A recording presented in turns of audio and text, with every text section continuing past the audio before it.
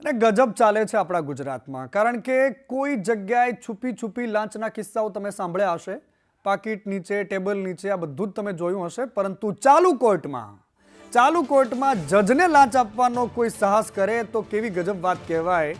ચાલુ કોર્ટમાં જજને લાંચ આપવા માટે ગયો સોલંકી બાપુભાઈ ધીરાભાઈ એનું નામ, અને એસીબીએ ઝડપી પાડ્યો. 35,000ની લાંચ આપવાના પ્રયાસમાં એસીબીએ એને ઝડપ્યો. ગોધરાની મજૂર અદાલતમાં લાંચ આપવાનો એણે પ્રયાસ કર્યો.